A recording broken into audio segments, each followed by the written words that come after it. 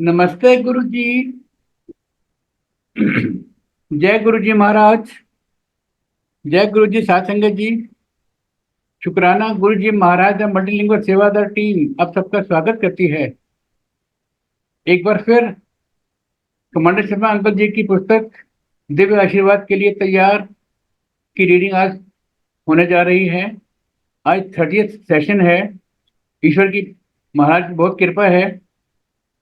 आज की reading Jyoti Verma aunty ji, जिनको गुरु जी महाराज पिंकी पिंकी आंटी बोला करते थे, वो कर रही हैं। Over to you Pinky aunty, बहुत बहुत स्वागत है आपका।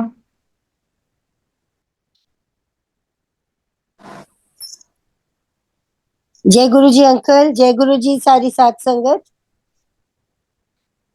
जय गुरु जी आंटी।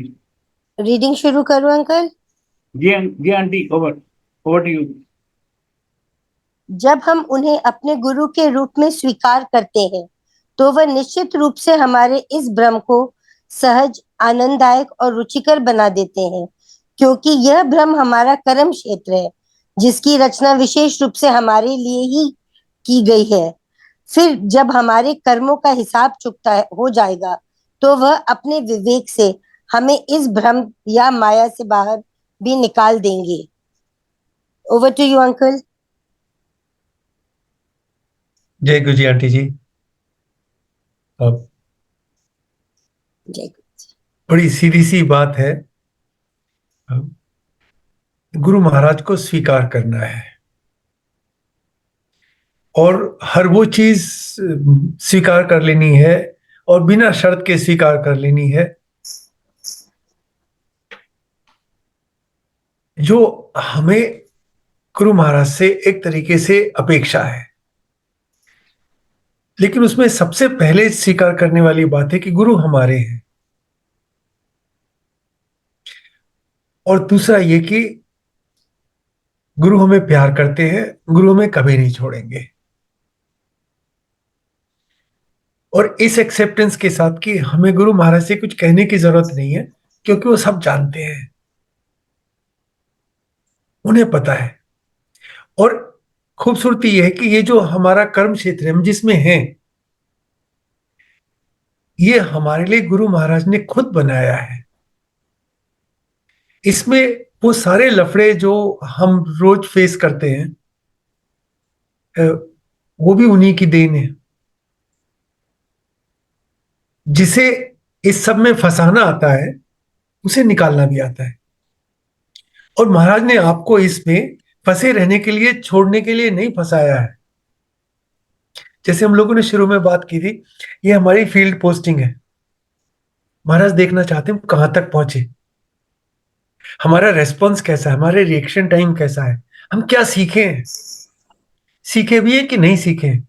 और इसका पता तो तभी चलेगा ना, जब आपको थोड़ी मुश्किलों में डाला जाएगा। क्योंकि जब सब कुछ ठीक होता है, तब तो कोई भी कैसे भी जय गुरु जी करके काम चला लेगा। लेकिन परेशानी जब आती है, तब पता चलता है कि असली में ये कहां तक पहुंचा है। तो वो जो लिमिटेड परेशानियां हैं, वो एक तरीके से आपका टेस्ट है कि देखें आप कैसे करेंगे। तो मेरा ये मानना है कि महाराज ने हमारी बैकग्राउंड चेक करके, हमारा हिसाब किताब देख के, हमारे कर्मों का सारा सम टोटल देख के, भैया इसका ये करना है, यहाँ उलझा हुआ है, ये हिसाब किताब इसका बाकी है, इसे जरा निपटा लेते हैं। और उसकी वजह से ध्यान में रख के महाराज ने हमारे लिए, हमारा एक इल्यूजन जिसे मैं कहूं, हमारे लिए एक माया जाल रचा है, उसमें हमें डाल दिया है। तो इसे आप अपना कर्म क्षेत्र मान लें, और ये आपका अपना है। बाकी लोग हैं इसमें, लेकिन आपसे उनका कोई लेना देना नहीं। वो क्यों है?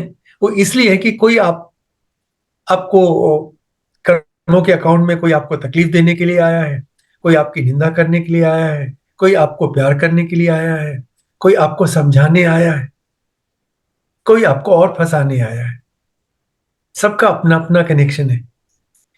तो जो जो भी कर रहा है ना, अपनी तरफ से बढ़िया कर रहा है। किसका क्या बुरा मानना, क्या गुस्सा होना, क्या इरिटेट होना, क्योंकि ये सब टेम्परेरी और सब अपनी तरफ से आपके लिए अच्छा कर रहे हैं,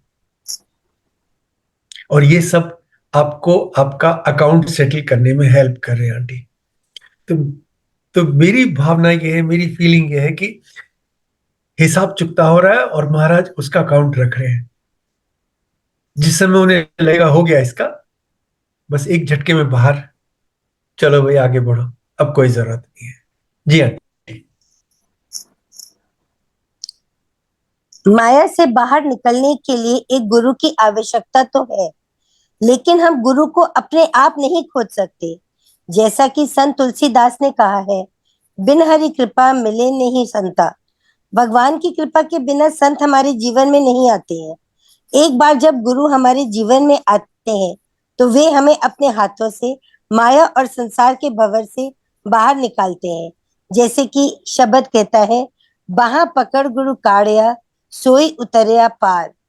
गुरु अपने भक्त को भुजा से पकड़कर दुख के सागर से पार ले जाते हैं। Over to you friend. Auntie ji, जैसे आपको कहीं जाना हो एक जगह से दूसरी जगह और आपको रास्ता नहीं पता है, तो आप अपने फोन के ऊपर जीपीएस लोड कर लेते हैं, और वो जीपीएस आपको बताता रहता है दाएं मुड़ो बाएं मुड़ो, रुक जाओ, इधर थोड़ा ट्रैफिक है, तो वो आपको दूसरा रास्ता बता देगा, गांव के रास्ते से निकाल देगा, मेन ब्लॉकेजेस हैं। तो ये जैसे गुरु महाराज भी आपके लिए गुरु पोजीशनिंग सिस्टम है, वो भी एक तरीके से जीपीएस है जो आपको गाइड करते हैं। जिस रास्ते आप चले नहीं, जिस रास्ते आपको पता नहीं है, उस रास्ते अकेले चलेंगे तो पता नहीं कहां पहुंचेंगे।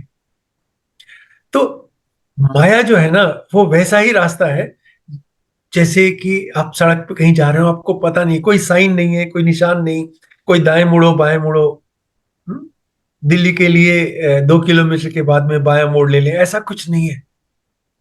और रास्ते हैं, और एक ही रास्ते में से कई सारे रास्ते निकल जा रहे हैं, और आपको नहीं पता सही रास्ता कौन सा है। ऐसे में आपको एक गुरु की जरूरत है, और वो गुरु आपको बताएगा साथ चल के कि बेटा ये सड़क ठीक है, ये ठीक नहीं है। इससे बढ़िया क्या हो सकता है कि आपको आपके रास्ते को रोशन करता हुआ, सही दिशा बताता हुआ एक गुरु आपके जीवन में आ जाए। तो जरूरत तो है, लेकिन ये गुरु खोजा नहीं जा सकता आंटी जी।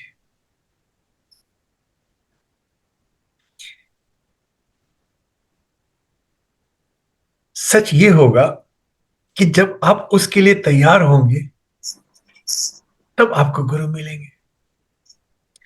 और हमारे केस में तो हमारे गुरु ने ही हमें इसमें फंसाया है। वो वेट कर रहे हैं कब वो सही समय आ जाए, कभी आशीर्वाद के लिए तैयार हो जाए, और कब मैं इसे मिल जाऊं। आपको लगता है आप अपने गुरु के लिए परेशान हैं,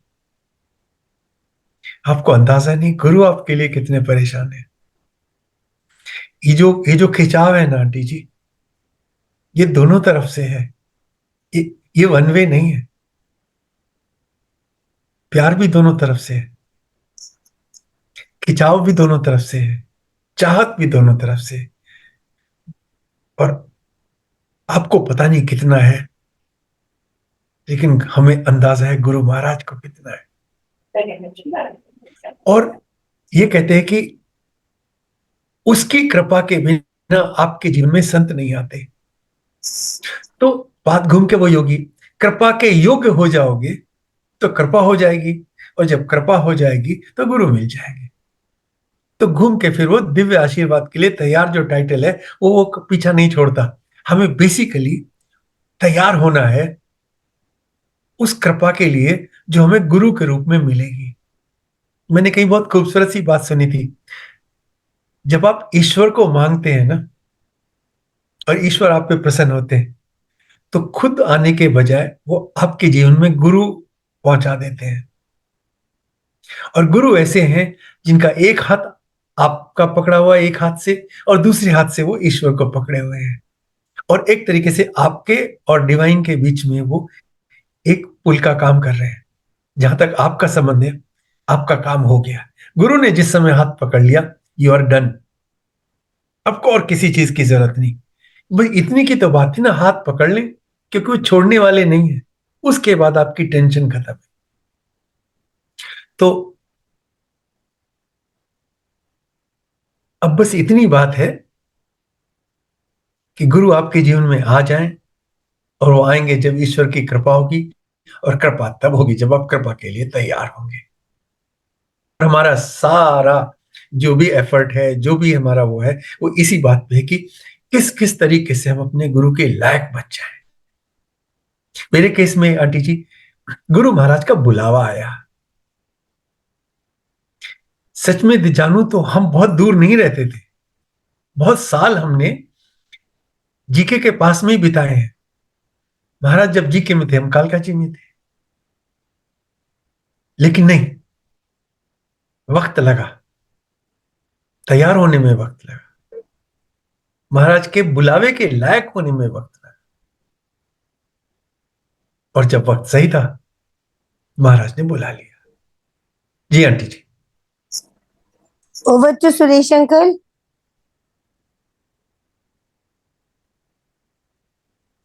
आंटी कंटिन्यू करिए आप। कंटिन्यू करें। ऐसे में प्रश्न उत्पन्न होता है कि गुरु का सच्चा और योग्य भक्त कैसे बना जा सकता है। भगवान नंदी श्रेष्ठतम भक्तों की श्रेणी में प्रथम स्थान पर है। आपको यदि गुरुजी से संबंध बनाना है तो नंदी भगवान से अच्छा उदाहरण नहीं मिलेगा। भगवान नंदी बैल जी जो भगवान शिव जी के मंदिर के बाहर धैर्य पूर्वक प्रतीक्षा में रत है। भगवान नंदी जिनके 4 पैर धर्म के 4 स्तंभों का प्रतीक है, तपस्या, स्वच्छता, सच्चाई और दया। एक भक्त के नाते हम भी इन गुणों से अपने जीवन में धारण करना चाहिए। हमें सतर्क रूप से प्रतीक्षा करनी चाहिए। भगवान नंदी का एक कान खड़र है जो सतर्कता का प्रतीक है, ताकि यदि भगवान शंकर द्वारा नंदी को बुलाया जाता है तो वह अंदर जाने के लिए सदैव तैयार हो। वह सोते हुए नहीं पाए जाएंगे, लेकिन वह उस बुलावे की अपेक्षा नहीं करते, वह केवल प्रतीक्षा करते हैं। उन्हें पूरा भरोसा है कि भगवान शिव आएंगे और इसलिए वह बिना किसी अपेक्षा के प्रतीक्षा करते हैं। Over to uncle. Aunty ji, ये नहीं पता मुझे ये कहां से पढ़ने को और समझने को मिला, लेकिन जिस दिन मुझे भगवान नंदी जी के बारे में पता चला, उस दिन मैं समझ गया कि खोज पूरी हुई।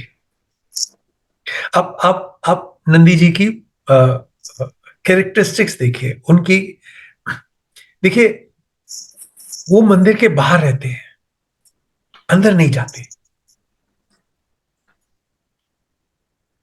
प्रतीक्षा में है। लेकिन आवाज अगर आए तो फौरन सुन लें, इसलिए एक कान खड़ा रहता है। सिंबॉलिकली नंदी जी का एक कान खड़ा रहता है, लेकिन दूसरा नीचे रहता है। दोनों कान खड़े नहीं है।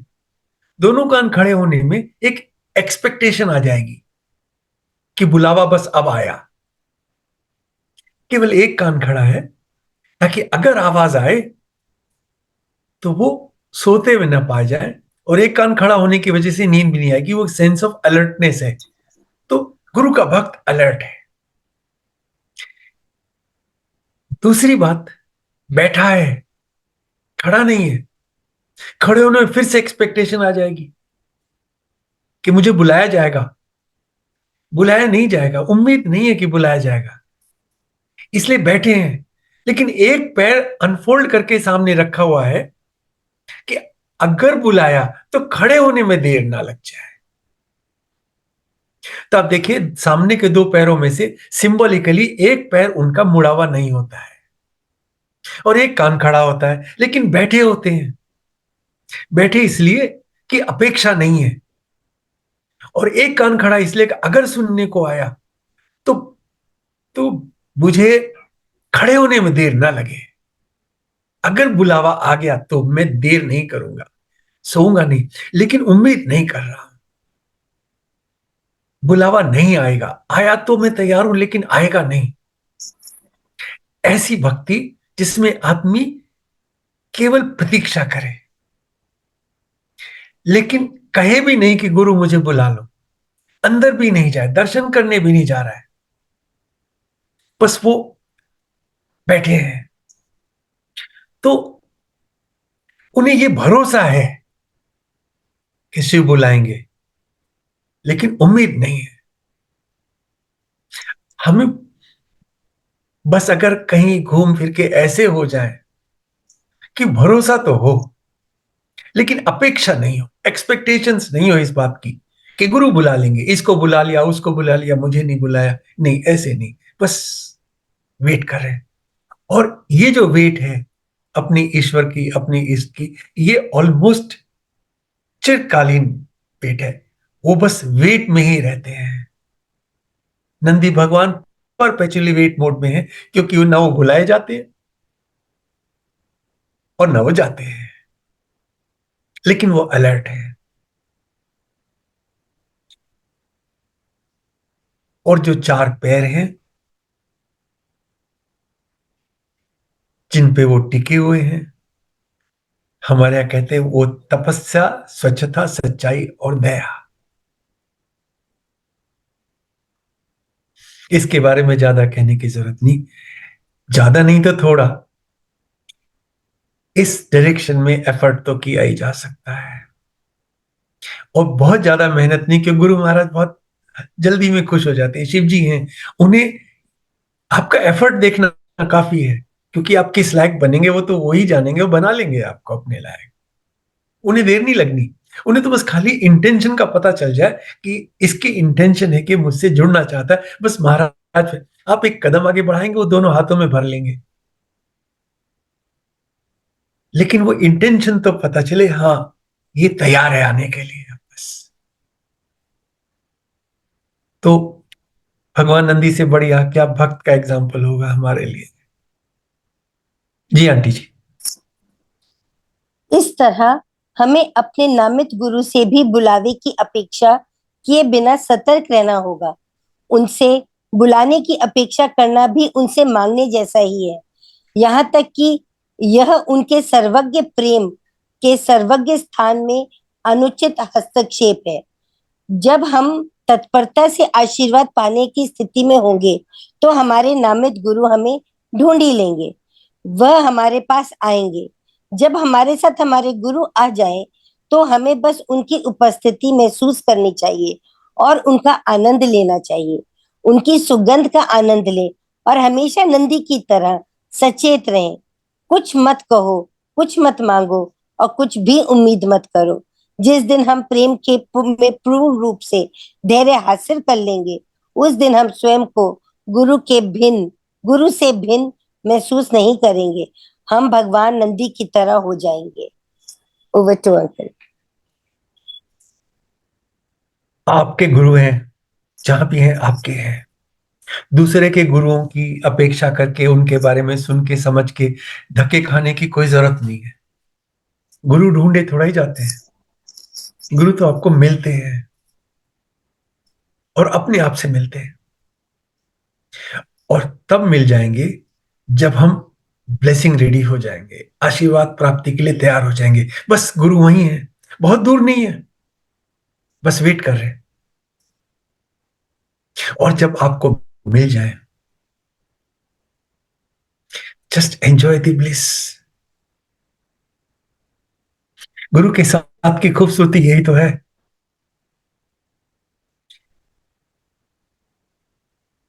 उनके साथ बिताया गया एक एक पल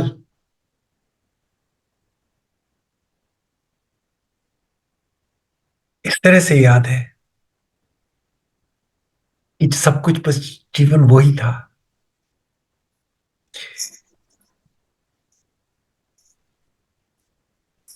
दैट फ्रेग्रेंस, गहरी सांस लेना महाराज की, उस सुगंध को एब्जॉर्ब करने के लिए शोर नहीं मचाना, बोलना नहीं, ताकि अगर महाराज कुछ बोले तो कान तक वो आवाज आ जाए। संगत आपस में भी बात नहीं करती थी, इसलिए इतनी सारी संगत के बैठे होने के बाद भी बहुत दूर से कान वहीं रहता था, मेरा नहीं, सबका। अगर महाराज ने कोई शब्द बोल दिया तो वो इसलिए कान में ना आए क्योंकि बीच में लोग चैटर कर रहे थे, ये ना हो जाए, इसलिए बहुत दूर तक भी सुन जाता था। और इतनी कंसंट्रेशन से गुरु महाराज की तरफ कान होते थे कि उन्होंने अगर कुछ बोला तो कान में आ जाएगा। तो एक तरीके से कहा जाए ना, हम सारे भी छोटे छोटे नंदी जी तो थे। अपना कान, हमारा कान ऐसे बैठता उठता नहीं, लेकिन अपना कान वही तरह महाराज की तरफ, निगाहें नहीं थी, कान थे। और कभी कभी मैंने नोटिस किया और देखते भी थे, महाराज का इशारा होता ना किसी को बुलाने के लिए, चार संगत खड़ी हो जाती थी, क्योंकि हर एक की उम्मीद कर रहा था वो उंगली का इशारा उसके लिए है। फिर महाराज आइडेंटिफाई करते, नहीं वो नहीं, तुम बैठो, तुम। तो तो आप सोचो हम क्या कर रहे थे, हम वही कर रहे थे, हमारा कान महाराज की तरफ, और हम अलर्ट बैठे हैं, पता नहीं कब बुला लें, पता नहीं कब एक्स्ट्रा हलवा प्रसाद मिल जाए। और वो एक उंगली का इशारा बस बहुत होता था। और सारी संगत इसी बात की वेट करती रहती कि कब महाराज इशारा करें और कब हम भागे। लेकिन खड़े नहीं रहते थे, पालकी लगा के बैठे रहते थे, बस ध्यान महाराज की तरफ रहता था। अब बुला लें, तब बुला लें, क्या कहते हैं, क्या सुन लें। तो आप इस कंपैरिजन को देखिए तो कुछ बहुत फर्क नहीं है उस संगत में जो वहां महाराज के सामने बैठी। लेकिन एक्सपेक्टेशंस नहीं थी, महाराज बुलाएंगे ये अपेक्षा नहीं थी, लेकिन विश्वास था कि बुलाएंगे। इसलिए अगर बुलाया तो ये ना हो जाए कि हम तैयार नहीं थे। और महाराज के लिए बुलाने के लिए याद करना बहुत है। जैसे मैं जब क्लब में डिनर कर रहा था और जब महाराज ने गुड़गांव के फंक्शन के लिए याद किया तो मुझे फोन आया। मेरी पहली रिएक्शन थी मैं बस आया जी, और दूसरी ये कि महाराज जब याद भी किया तो मैं कहाँ हूं। लेकिन महाराज का इतना ही काफी था कि मैं तैयार था आने के लिए, बुलाना नहीं था। उन्होंने मैसेज जिनको देना था दे दिया। मेरे लिए मेरा तैयार होना बहुत था कि बस मैं चला, अब मुझे 20 मिनट दे दो अंकल, मैं पहुंच जाऊंगा। क्लब में डिनर तो रोज कर लेते, गुरु का बुलावा रोज थोड़ा ही आता। तो तो ये जो एलिमेंट्स है ना, ये धीरे धीरे धीरे धीरे हम सबको भगवान नंदी बना देंगे।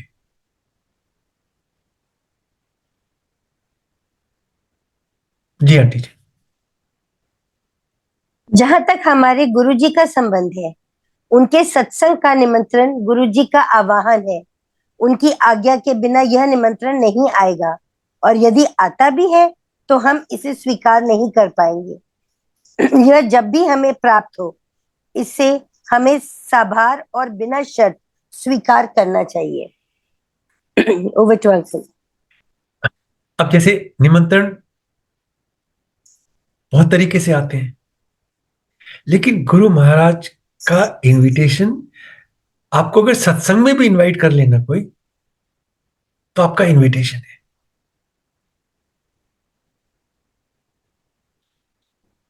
कि मैसेज आ गया कि गुरु की संगत इनवाइटेड फॉर सत्संग इस दिन, इस समय, इस वक्त, इस एड्रेस पे। ये इनविटेशन भी सबके पल्ले नहीं पड़ता, और अगर मिला है तो शर्म आती है। लेकिन बहुत सारे लोग को जो मैसेज आएगा तो नंदी भगवान की तरह से कान खड़ा नहीं होगा, बैठे हुए हैं लेकिन एक पैर अलर्ट पे नहीं खुला होगा।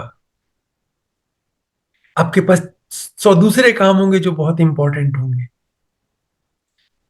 कहाँ आज तो नहीं जा सकते हैं, आज तो फलाना काम है, अभी तो ये करना था, अभी मैं तो बहुत ही बिजी हूँ, वगैरह वगैरह। तो इनविटेशन आए और आप तैयार ना हो,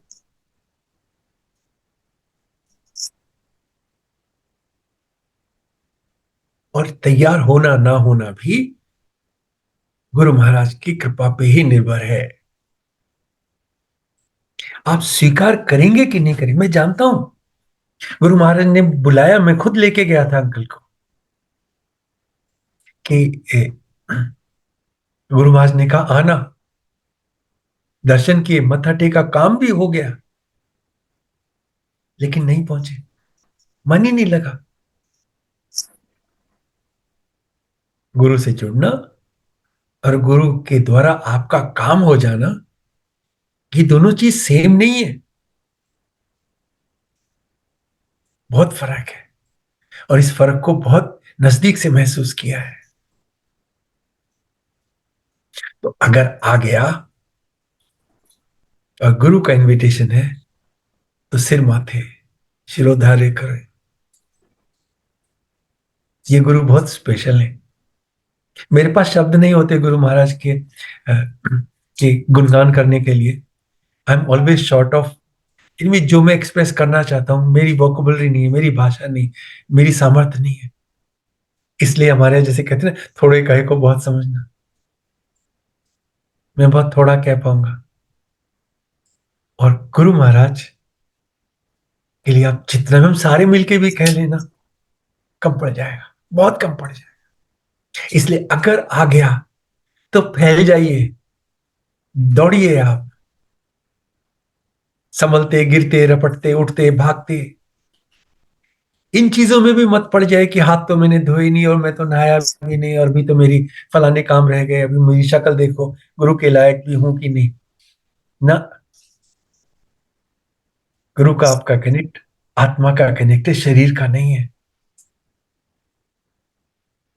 तो जब मिले, दौड़ लीजिए और फिर कभी मत छोड़िए। जी आंटी जी। जब हम इस माया भ्रम में होते हैं, हम तब भी अपना काम करते हैं, लेकिन भ्रम की विशेषता को बेहतर बनाने की कोशिश में ज्यादा समय नहीं बिताना चाहिए। सपना कितना भी अच्छा क्यों ना हो, वह सपना ही रहता है।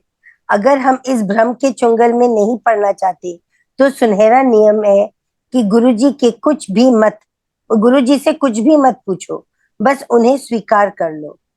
पहले तो हम बिना शर्त गुरुजी को स्वीकार करना है और अपने मन में सही और गलत, अच्छे और बुरे आदि के बारे में बहस करना बंद कर देना है। इसलिए गुरुजी ने हमें उनकी उपस्थिति में प्रवेश करने से पहले जूता स्टैंड पर अपनी बुद्धि छोड़ने के लिए कहा, क्योंकि गुरु के नियंत्रण में हमारी समझदारी या बुद्धि की कोई भूमिका नहीं रहती। Over to uncle. Aunty ji, इस बात को मैं रोज याद करता। मैं बहुत कम चीजों को याद करता हूं, मेरी कुछ इस तरह की पूजा पाठ वाला हिसाब किताब नहीं है, बिल्कुल भी नहीं है। लेकिन कुछ चीजें हैं जो उन्हें मैं रोज याद करता हूं। उनमें से एक ये है कि मेरी जो अकल है ना, ये मेरी हेल्प नहीं करती है, ये समस्या का हिस्सा है, ये समाधान का हिस्सा नहीं है। तो गुरु महाराज ने जब कहा किसी जूते पे छोड़ दो, तो कई बार नहीं छूटती। तो फिर हम हाथ जोड़ के महाराज से कहते, महाराज हम ये अकल ना अपने बस में नहीं है, इसे आप खुद ही छुड़वा लो।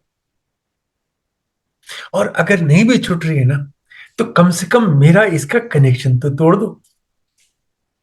मेरा इससे कुछ लेना देना नहीं है। जैसे आपके घर में किराएदार रहता हो जो आपसे रोज लड़ाई करता हो और आप उसका कुछ नहीं कर सकते, उससे संबंध तोड़ दो, हाथ जोड़ लो, भैया ये मेरे कहे में नहीं है, छोड़ के नहीं जा रहा, रहने दो इसे भी, लेकिन मेरा कुछ नहीं लगता ये। तो मैं रोज एक ना बार, दो बार, तीन चार बार इस चीज को याद कर लेता हूँ, गुरु महाराज मेरा असेसमेंट मेरी बुद्धि के बेस पे मत करना प्रभु। ये अनवांटेड गेस्ट है, घर के अंदर जबरदस्ती घुसा हुआ और मेरे आपके बीच में अड़चन ज्यादा पैदा करता है। ये मेरा दोस्त नहीं है। तो इसलिए मैं जेन्युइनली चाहता हूं इसे मैं छोड़ दूं जूतों के पास। लेकिन अगर नहीं छूटता है और साथ में लगा ही हुआ है तो महाराज आप इसमें मेरे में थोड़ा फर्क कर लेना, ये मैं नहीं हूं। तो अगर शीतल बेटा आपको याद है हम लोगों ने कहा था रोज इस चीज को कहना, मैं शरीर नहीं हूं और मैं मन भी नहीं हूं। मन का मतलब बुद्धि नहीं हूं, न शरीर मेरे बस में है और न मन मेरे बस में है। पर महाराज आपके बस में तो है। इस मेरी नालायकी की सजा मैं नहीं भुगतना चाहता। मैं चाहता हूं कि आप इस चीज को सेट कर दें, मेरा कुछ लेना देना नहीं है। तो महाराज ने इसको अपनी तरीके से हमारे जैसे ना समझ लोगों के लिए कहा, जूतों पे छोड़ दो, जब गुरु के पास आओ अकल का कोई काम नहीं है। आपकी समझदारी नहीं डिसाइड करेगी, आपकी वॉक पड़ता, आप कितना अच्छा बोलते हैं, आप कितने स्मार्ट हैं, आप कितनी अच्छी सी ड्रेसअप हैं, आप कितने खूबसूरत हैं। महाराज को क्या फर्क पड़ता है? कीड़े मकोड़े होते हैं, वो खूबसूरत और बदसूरत नहीं होते। तो ठीक है, गुरु के नियंत्रण में आ गए तो फिर इन चीजों की कोई वैल्यू नहीं है। ये सोल टू सोल कनेक्ट है, ये अंदर फील होता है, या तो होता है या तो फिर नहीं होता है। और करने से तो बिल्कुल नहीं होता है,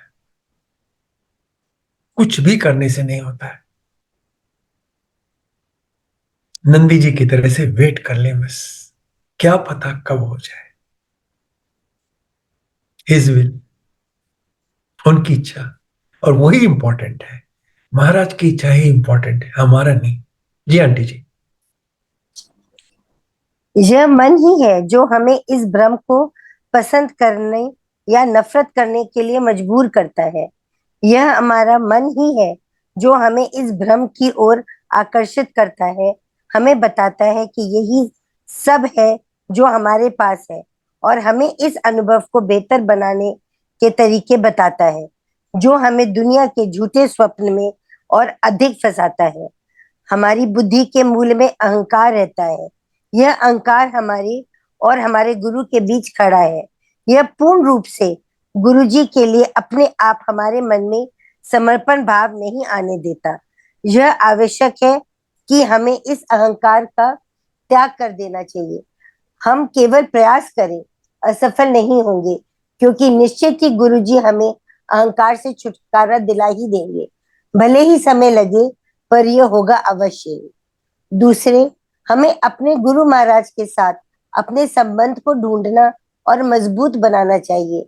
अपने आप को इस हद तक समर्पित करना चाहिए उनके साथ व्यक्तिगत संबंध जुड़ जाए और हम उनके आशीर्वाद में डूब जाए। गुरु जी हमें कभी नहीं विराजते, इसलिए उनसे हमें थामे उनसे हमें थामे रहने के लिए कहने का कोई मतलब नहीं है। यह अनिवार्य रूप से ऐसा करेंगे, अपने कर्तव्य के रूप में है। हमारे लिए यह महसूस करना ही काफी है कि हम उनकी शरण में हैं। Over to uncle. मन का क्या काम है, बुद्धि का क्या काम है? ये आपको फर्क करना सिखाता है। और ये फर्क करने की जो फर्क करने से तो पता चलता है मेरे पास क्या नहीं है, दूसरे के पास क्या है, और जो उसके पास है वो मुझे भी चाहिए।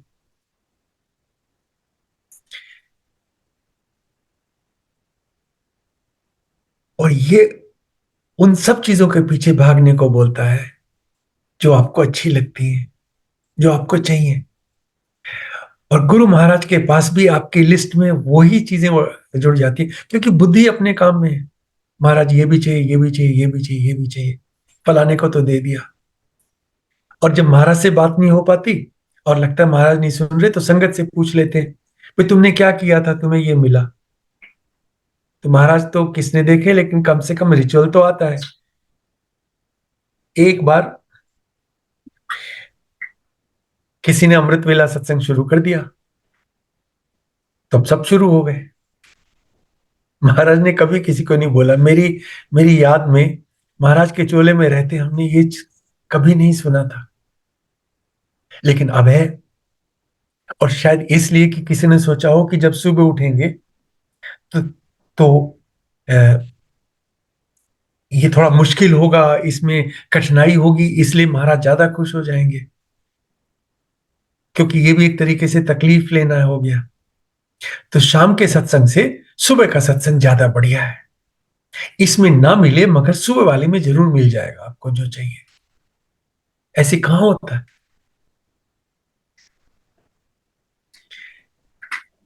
सारा टाइम इस इल्यूजन को सुधारने में लगा था।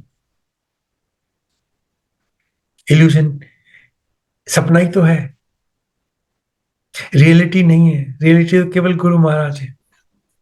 तो अगर मांगना भी है तो ऐसी चीज मांगी जाए जो लॉन्ग टर्म में उस वास्तविकता में आपको सहायता करे। अपने सपने इंप्रूव करने से क्या अच्छा कि महाराज कल सपने में मैं लड्डू नहीं खा पाया था, आज जब सोऊं तो मुझे लड्डू जरूर खिला देना। सुबह उठ के तो मुंह खाली है।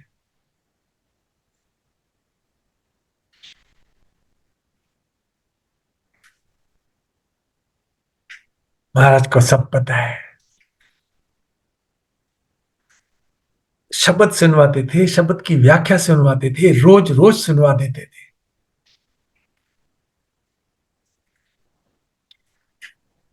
लेकिन समझ उसी को आता था जिसको महाराज समझवाना चाहते थे।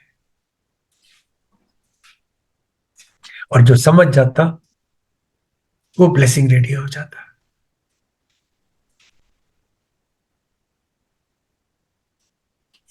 कहीं मैंने सुना था कि अहंकार, आपकी ईगो, एक व्याख्या में सुना था, ये आपके शुभ कर्मों को निपटा देती है। कितने भी अच्छे काम कर लो, लेकिन अहंकारी व्यक्ति को लगते नहीं।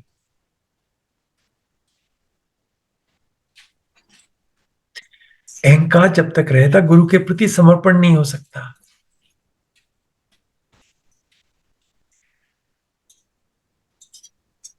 समर्पण नहीं होंगे तो ब्लेसिंग रेडी कैसे होंगे। तो आपकी बुद्धि आपके रास्ते का रोड़ा बन गई।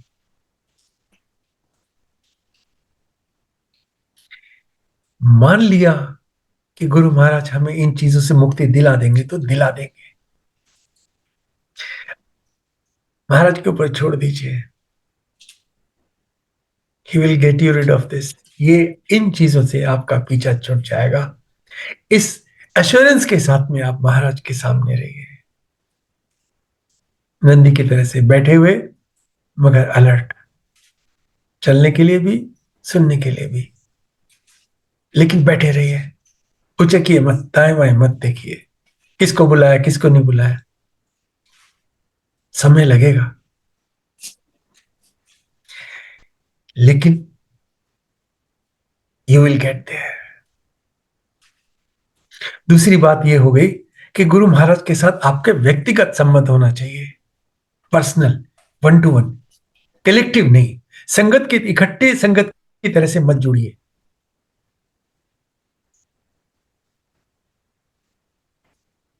ऐसे जुड़े कि आपके गुरु के अलावा कोई और है नहीं। हो तो हो, हमसे कुछ लेना देना नहीं।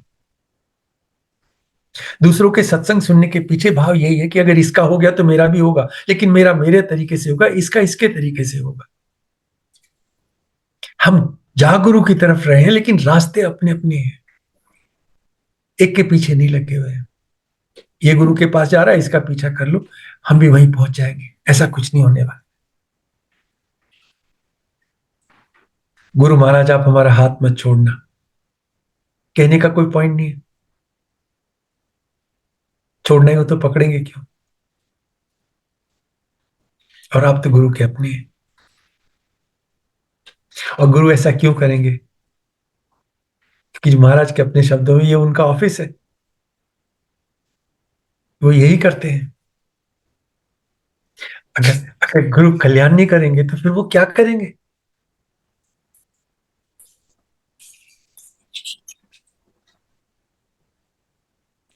ये महसूस करना बहुत है कि हम गुरु की शरण में आ गए हैं, बाकी महाराज खुद करेंगे। आप कभी समुद्र में आपने डुबकी नहीं लगाई है? मैं फौज में था, मुझे ये मौका मिला, मैंने नोटिस किया जितना हाथ पैर मारते ना तैरने के लिए, उतना ही डूबते हैं। मुश्किल हो जाता है जब आप बहुत हाथ पैर मारते हैं, तो आपको अपना सिर भी ऊपर रखना मुश्किल हो जाता है। लेकिन जब आप हाथ पैर मारना छोड़ देते हैं और कमर के बल लेट जाते हैं, तो केवल नाक बाहर रहती है पानी के, बाकी सारा शरीर अंदर रहता है। लेकिन आप बिना एफर्ट किए अपनी नाक को बाहर रख सकते हैं और इत्मीनान से सांस लेते रह सकते हैं। ओकेजनली नमक का पानी मुंह में घुस जाता है, लेकिन आपको उसे बार बार निकालना भी आ जाता है। हाथ पैर छोड़ के तैरने का जो सुकून है, वो छटपटा के हाथों और पैरों को दाएं बाएं मार के अ, खूब सारे झाग खड़े करने से नहीं होता है। इतना काफी है कि आप गुरु की शरण में हैं। जी आंटी जी। तीसरे, जब हम अपने गुरुजी महाराज के बारे में बात करते हैं तो हम गुरुजी महाराज को भगवान शिव के रूप में मानने से कैसे इनकार कर सकते हैं? वो ऐसे सर्वोच्च शक्ति हैं जो इस ब्रह्मांड को बनाने, बनाए रखने और नष्ट करने में सक्षम है। केवल इस पूरी प्रक्रिया को फिर से शुरू करने के लिए हजारों वर्ष से हमारे ऋषियों ने इस सर्वोच्च शक्ति के अस्तित्व के बारे में बात की है और इस ब्रह्म एकमात्र वास्तविकता का नाम दिया है। ब्रह्मा एक निर्माता, उनकी रचना और हमारे बीच माया का यह पर्दा या भगवान की मायावी शक्ति मौजूद है। माया का यह घूंघट हमारी दृष्टि को धुंधला कर देता है और वास्तविकता को देखने नहीं देता है। Over to uncle.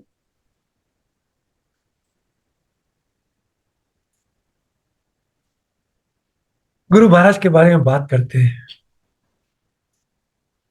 तो एक अंदर से ना एक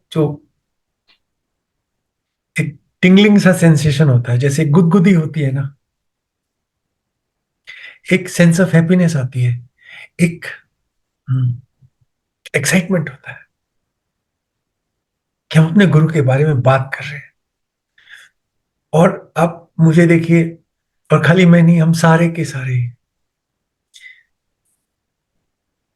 एक ही चीज को मैं 100 बार बोल चुका हूँ, 1000 बार बोल चुका हूँ, लेकिन जब भी कभी मैं उसे दोबारा सुनाता हूं तो मुझे लगता है पहली बार सुना रहा हूं। और आज तक कभी मैं उसको सुनाने से उबा नहीं। गुरु का गुणगान चीज ऐसी है, इसमें मेरी कोई क्वालिटी नहीं, हम महाराज के बारे में बात कर रहे हैं।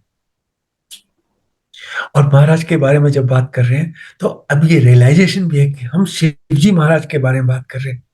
हम उनके बारे में बात कर रहे हैं जो इस सृष्टि को बनाते हैं, बनाए रखते हैं और डिस्ट्रॉय कर देते हैं। ये वो शक्ति है जिसको हमारे ऋषियों ने ब्रह्म नाम दिया था।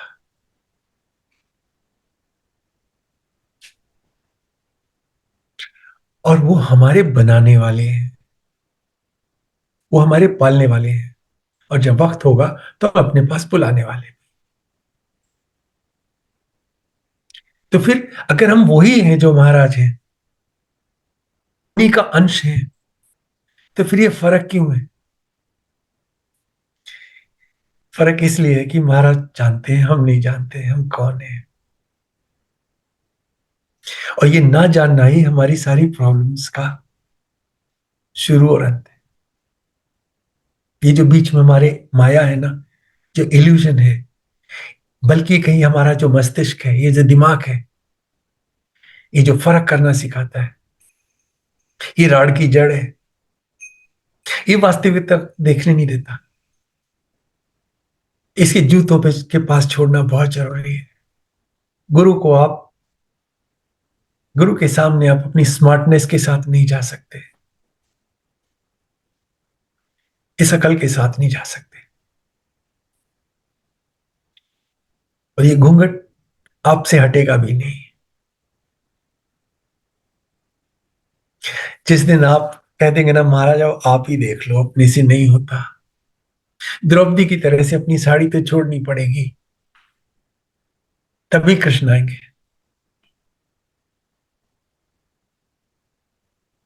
समथिंग लाइक दैट, कुछ वैसा ही बस समझ लीजिए। जी आंटी जी। वैसे आधुनिक क्वांटम भौतिकी सदियों पहले हमारे ऋषियों द्वारा लिखी गई बातों को स्वीकार करते हुए इस अवधारणा को पूरी तरह से स्वीकार करती है। इस विषय पर गहराई से विचार किए बिना मैं केवल यह बता दूं कि हमारे ब्रह्मांड की वास्तविकता भौतिक, सगुण, साकार प्रतीत होती है सिर्फ जब इसका अवलोकन किया जाता है। जब अवलोकन नहीं किया जाता तो और केवल ध्यान किया जाता है तो वही ब्रह्मांड एक तरंग क्रिया, निर्गुण निराकार प्रतीत होती है, जो ब्रह्म नामक एक सर्वव्यापी तरंग की सवारी करता है और निश्चित रूप से क्या, कहां और क्यों के संदर्भ में कोई स्वतंत्र इच्छा नहीं। आधुनिक विद्वान द्वारा माया की इस से उच्च स्तरीय व्याख्या और क्या हो सकती है। Over to uncle. मुझे आंटी जी इसको समझाने में, खुद को भी और अच्छे से व्यक्त करने में थोड़ा सा समय लगेगा, तो मैं आपको ये बताना चाहता हूँ कि हमारी जो सनातन की परंपरा है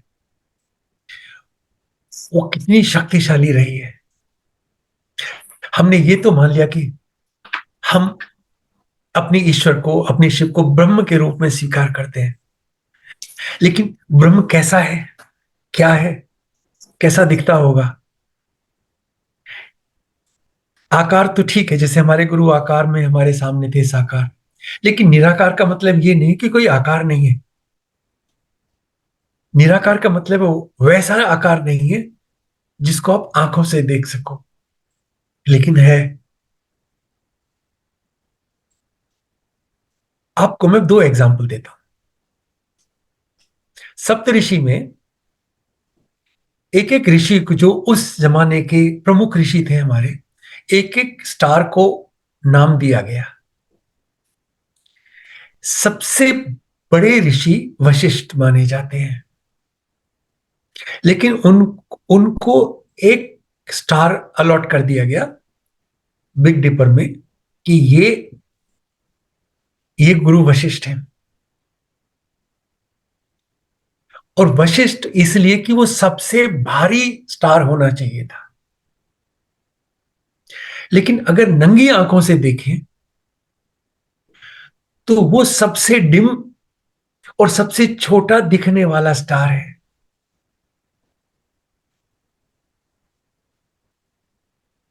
लेकिन 5,000 साल पहले, 10,000 साल पहले जिन्होंने वो वशिष्ठ नाम दिया उनको, वो लोग ये समझ पाए कि ये एक्चुअली वास्तविक रूप में सबसे भारी स्टार है उन सप्तऋषि में। कैसे पता चला? यहां तक काफी नहीं था, उसी उसी वशिष्ठ के साथ में उन्होंने उनकी पत्नी को भी जोड़ दिया। बोले खाली वशिष्ठ नहीं है, ये पति पत्नी है, अरुंधति भी इसमें शामिल है।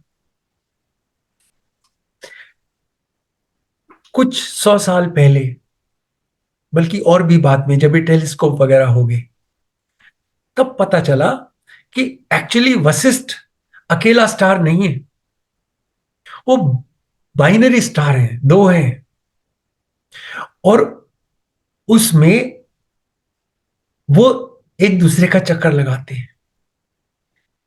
यहां तक भी समझ जाए, बहुत सारे बाइनरी स्टार हैं जिसमें बड़ा स्टार बीच में रहता है, छोटा उसके चक्कर लगाता है, लेकिन ये अकेला सिस्टम है जिसमें छोटा स्टार और बड़े स्टार दोनों एक दूसरे के चारों तरफ घूमते हैं। और इसलिए इनको पति पत्नी का दर्जा दिया गया और कहा गया कि अगर आप कपल हैं तो आप इस स्टार को देखो और इससे सीखो। छोटा स्टार होने के बावजूद भी बड़ा स्टार एक दूसरे को उसी तरह से सम्मान देते, रेस्पेक्ट देते हैं, जिस तरीके से वशिष्ठ अरुंधति को, अरुंधति वशिष्ठ को देते हैं।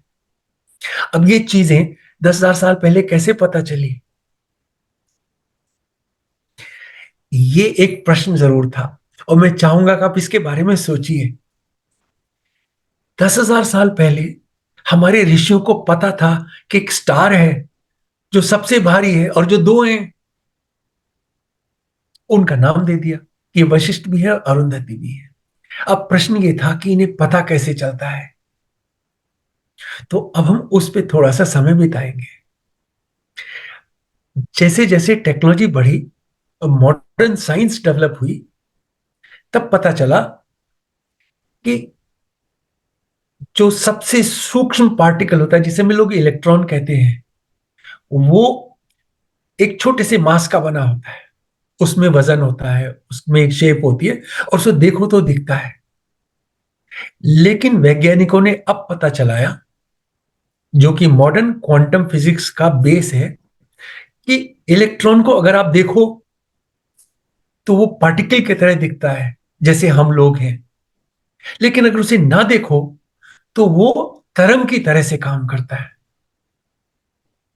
तो मेन चीज ये निकल के आई कि आप जब देखते हैं तो वो दिखने वाले साकार होता है, और जब आप उस पर ध्यान लगाते हैं तो निराकार होता है। थोड़ा और आगे लगाएं, अगर आप सप्तऋषि मंडल पे ध्यान लगाएंगे तो आपको वो तरंग दिखेंगी, और दो तरंग दिखेंगी, वशिष्ठ भी दिखेंगे, अरुंधति भी दिखेंगी। और वो कितनी भी दूर हो दिखेंगे, क्योंकि तरंग तो कितनी भी दूर से आ सकती है। और आप देखने की कोशिश करेंगे तो एक हल्का फुल्का स्टार नजर आएगा। तो इसके बाद जो मॉडर्न साइंस ने, क्वांटम फिजिक्स ने जो 3 सूत्र बनाए आज के, जो वैलिड हैं, और एक जिसे नोबेल प्राइज मिला, उसने ये कहा कि मैंने इसको उपनिषदों से सीखा है। तो आपको अपने सनातन पे कितना गर्व होना चाहिए, इसके लिए मैं और ज्यादा व्यक्त नहीं कर सकता। उन्होंने कहा कि ये जो सारा का सारा जो यूनिवर्स है, ये बेसिकली एक कैरियर वेव पे टिका हुआ है। हमने उस कैरियर वेव को ब्रह्म का नाम दिया, और एक तरीके से हम सारे के सारे भी तरंग ही हैं। तो उन्होंने 3 रूल बनाए, मैं 3 रूल बता के इसको यहां छोड़ दूंगा, और उस पर जब कभी मौका मिलेगा बात करने का और आपका इंटरेस्ट होगा तो हम जरूर इस पर बात कर सकते हैं। सबसे पहला, और ये मॉडर्न साइंस है, कि जो जहां दिखता है वहां नहीं है। यानी यूनिवर्स में जब आप तारों को देखते हैं, गैलेक्सीज को देखते हैं, तो जहां है वहां नहीं है, जैसा है वैसा नहीं है, और जहां भी है अपनी इच्छा से नहीं है। बस इन 3 चीजों को याद कर लीजिए। जैसा है वैसा नहीं है, जहां पे है वहां नहीं है, और जहां भी है अपनी इच्छा से नहीं है। यानी there is no free will. और जब कृष्ण अर्जुन से कह रहे थे कि अर्जुन, ये जो युद्ध है ये हो चुका है, इसमें तुम्हें चॉइस नहीं है कि तुम इसको लड़ो या नहीं लड़ो, बस तुम क्या सोचोगे लड़ते हुए, बस उतनी चॉइस है। हम भी इसमें हैं, और हमारे पास कोई चॉइस नहीं है। इस पूरे ब्रह्मांड को कोई चॉइस नहीं है, केवल शिव को चॉइस है, ब्रह्म को चॉइस है, गुरु महाराज को चॉइस है। तो आधुनिक विज्ञान के द्वारा ब्रह्म की और माया की इससे बढ़िया व्याख्या नहीं की जा सकती है। ये याद रखिए, जिसे आप देख रहे हैं ना, वो वैसा नहीं है जैसा दिखता है, वहां भी नहीं है जहां दिखता है, और जहां भी दिखता है वो अपनी मर्जी से नहीं दिखता है। और ये रूल आपके खुद के ऊपर भी लागू होता है। आप जैसे हैं वैसे नहीं है। आप जहां हैं आप वहां नहीं है, और आप जहां भी हैं अपनी मर्जी से नहीं है। इसके बाद कहने को क्या बचता है? इसीलिए जब आप गुरु से प्रार्थना करते हैं, तो जब आप समझ जाते हैं तो आप ये नहीं कहते महाराज मेरी इच्छा कर दीजिए पूरी। आप महाराज से कहते महाराज आपकी इच्छा पूरी हो, हैव इट योर वे। आप जैसा चाहते हैं वैसा हो जाए। क्योंकि मैं कैसा चाहता हूं मुझे भरोसा नहीं, लेकिन मुझे यह भरोसा है कि आप जो चाहते हैं वो बिल्कुल सही है। गुरु कैन नॉट गो रॉन्ग। आपसे गड़बड़ हो जाएगी। So never get into this mess. कि आपको पता होना चाहिए कि आपको तो ये भी नहीं पता आप कौन है, कहां हैं और किसकी मर्जी से है। जी आंटी जी। शिव पुराण के अनुसार भगवान शिव के 5 कार्य हैं। ये है सृजन सृष्टि, संरक्षण स्थिति, विघटन संहार, मुक्ति प्रदान करना अनुग्रह, और साथ ही समृद्धि तिरोभाव। सर्ग जगत की रचना की है, स्थिति उसका रखराव है, संहार सर्वनाश है, तिरोभाव हटाना और छिपाना है, मुक्ति जन्म मरण के चक्र से ही वरदान है। ये पांचों मेरी गतिविधियां हैं, लेकिन दूसरों के द्वारा चुपचाप की जाती हैं। जैसे पोर्टल पर मूर्ति के मामले में पहली 4 गतिविधियां दुनिया के विकास से संबंधित है और 5वीं मोक्ष का कारण है। ये सभी मेरे विशेषाधिकार है। यह गतिविधियां भक्तों द्वारा 5 तत्वों में देखी जाती हैं। पृथ्वी में सर्ग सृजन, जल में स्थिति रखराव, अग्नि में संहार विनाश, हवा में तिरोभाव छिपाना और अनुग्रह मुक्ति धन्य अवस्था आकाश में। सब कुछ पृथ्वी द्वारा बनाया गया है, सब कुछ जल के द्वारा फलता फूलता है, सब कुछ अग्नि द्वारा प्रेरित किया जाता है, वायु द्वारा सब कुछ हटा दिया जाता है और आकाश से सब कुछ धन्य हो जाता है। इस प्रकार बुद्धिमान पुरुषों को वही जानना चाहिए। इन 5 प्रकार की गतिविधियों को देखने के लिए मेरे 5 मुख हैं, 4 चारों दिशाओं में और 5वां बीच में है। शिव माया को भ्रम का पर्दा डालने के लिए प्रेरित करते हैं, जो कि उसके कार्य भाग में रूप में आता है। क्रियाशीलता हमें ब्रह्म और शिव के बीच की कड़ी को दिखाती है। शिव वास्तव में ब्रह्म है।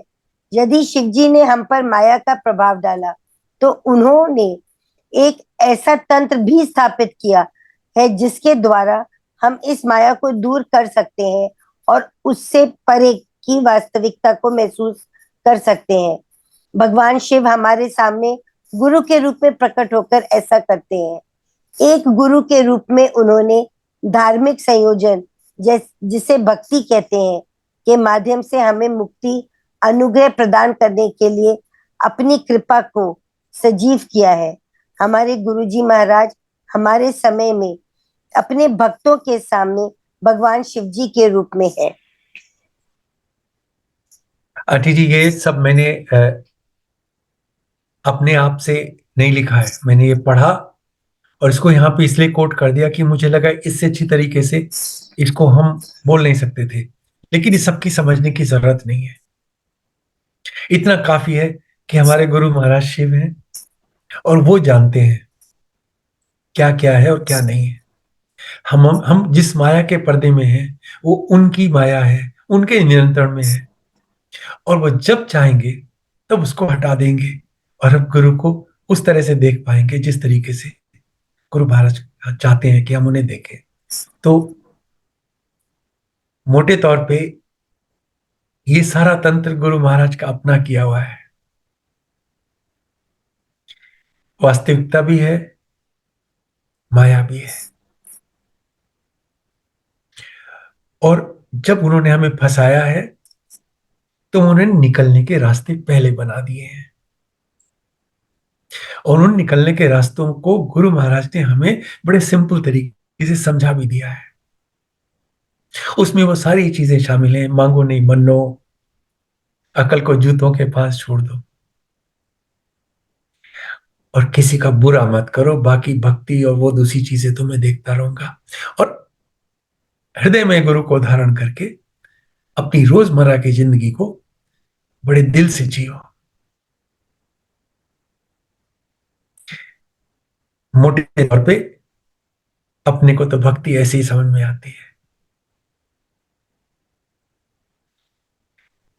बाकी महाराज जाने। जी आंटी। माता पार्वती स्वयं भगवान शिव के सामने संसार और उसमें हमारे स्थान से संबंधित प्रश्न रखती हैं। हे भगवान, दुनिया का सार क्या है? भगवान शिव उत्तर देते हैं, कहूं उमा सुन अनुभव अपना, सत हरि भजन जगत सब सपना।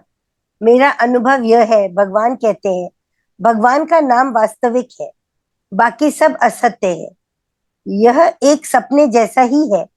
कहानी चाहे उदास हो या खुश, चाहे अमीर पात्र हो या गरीब पीड़ित, इसका हमेशा ही एक आरंभ और अंत होता है, क्योंकि यह संसार परिवर्तनशील है। इसलिए यह सच नहीं हो सकता। सत्य के दो संरक्षण नहीं है। सत्य का न आदि है और न अंत। सत्य सदा विद्यमान है। Over to uncle. Tulsidas ji ने इस बात को कितने अच्छे तरीके से कहा, इसे बढ़िया तरीके से कहा नहीं जा सकता। माँ पूछती है कि हे भगवान, आपने सारा ज्ञान दे दिया मुझे,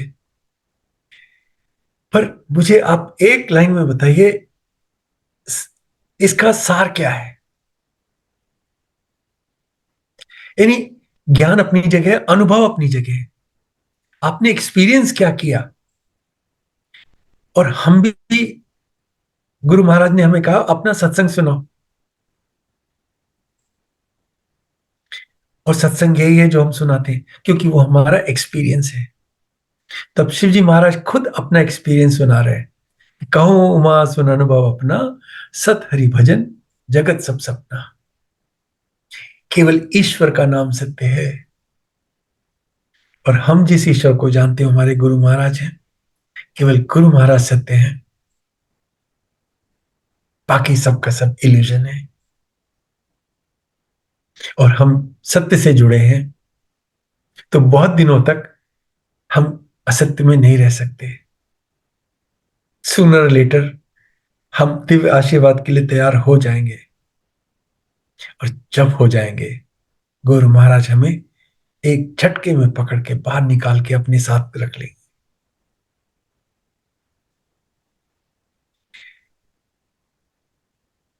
केवल वही एक सच है। हम तो स्टोरीज हैं, कहने और सुनने की। स्टोरीज होती हैं जो शुरू होती हैं और खत्म हो जाती हैं। हम पात्र हैं, हमसे पहले वालों की जैसे कहानियां रह गई, हमारी भी कहानियां रह जाएंगी, लेकिन गुरु की कहानी नहीं होगी। गुरु ऐसे ही होंगे जैसे आज हैं। हजारों साल के बाद भी गुरु वैसे ही होंगे जैसे आज है, क्योंकि वो सत्य है। और गुरु के कोई दो संस्करण नहीं है। गुरु परिवर्तनशील नहीं, वो बदलते नहीं, वो चेंज नहीं होते, वो हमेशा ऐसे ही रहेंगे, ऐसे ही।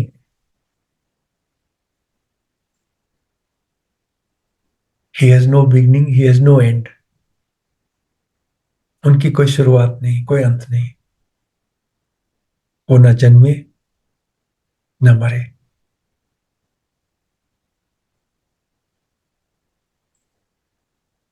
He will be there always, because he is the only truth that you and I know. हम लोगों को गुरु के अलावा दूसरा सच नहीं मालूम है।